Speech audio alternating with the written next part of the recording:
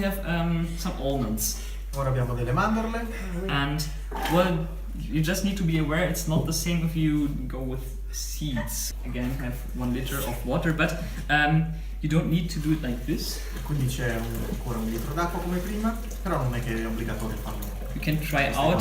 Almonds are also high in nutrients and vital substances. Quindi anche le mandorle sono ricche di nutrienti. And it's said that 60 grams of almonds a day E si dice che 60 grammi di mandorle al giorno protect from diabetes, from cardiovascular disease, proteggono da malattie cardiovascolari o da diabete.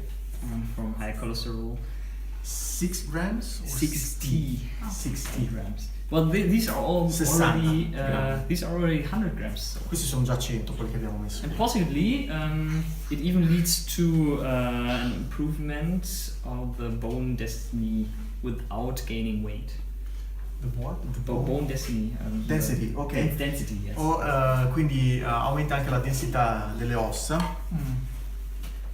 And now we will blend it again. Frulliamo. So we have again 3 minutes.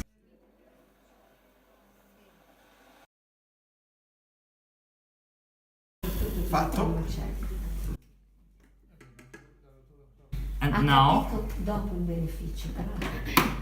now it's Ora with almonds, like they have something, Deve filtrare. some paste butter that is as a come un waste residuo. product or whatever, and that's why we use the sieve. e sì, usiamo un colino. It just looks like this. In the beginning, it's we blended very well. Si sono frullate molto bene perché c'è poco residuo.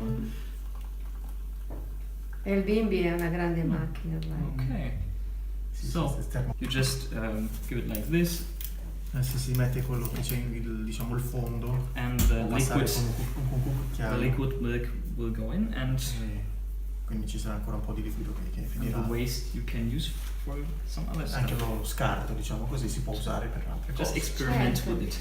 Sperimentate con. So we just did cashew milk that is warm, and Quindi abbiamo fatto latte di Ricetta almond milk that is even warmer. e sono tutte e due calde.